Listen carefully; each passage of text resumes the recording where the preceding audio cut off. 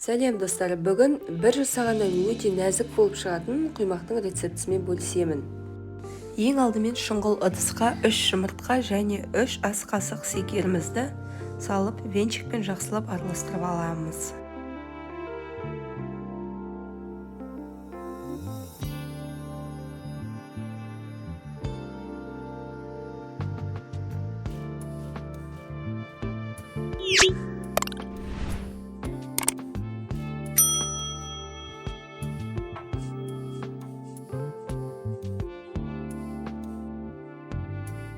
Қант пен жұмыртқамыз жақсылап араласқан соң, 1 стакан сүтімізді қосып, тағы да араластырамыз.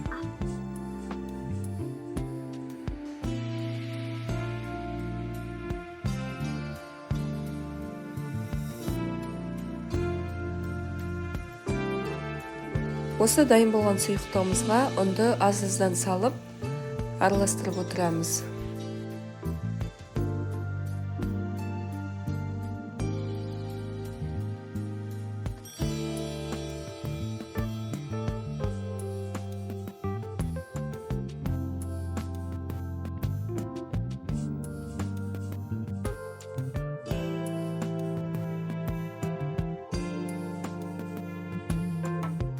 Дайын болған массамызға 1 стакан қайнаған суымызды жай-жайдан құйып отырамыз.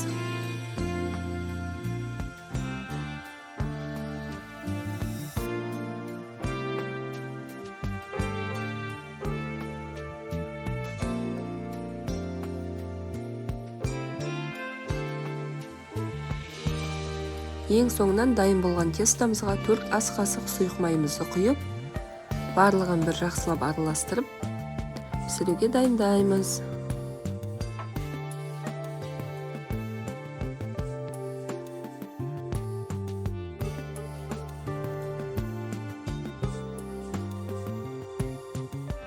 Қызып тұрған табамызды жайлап сұйық маймен майлап аламыз. Одан кейін блинчиктерімізді бір-бірден салып пісіре береміз. Ең бірінші басында жай майлап алуға болады, одан кейін майлауды қажет етпейді.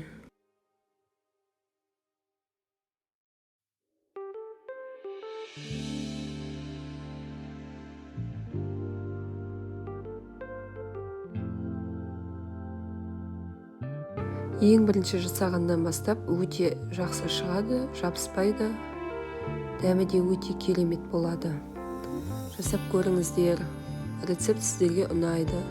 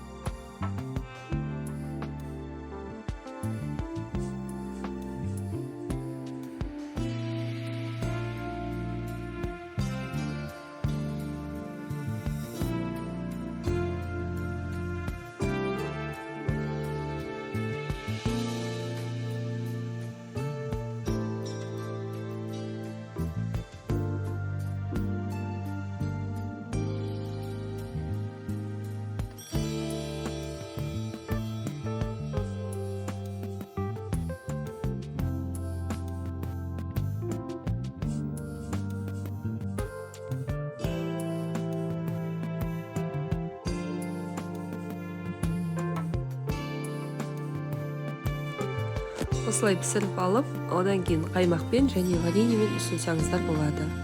Менімен бірге болғандарыңызға рахмет, ас болсын.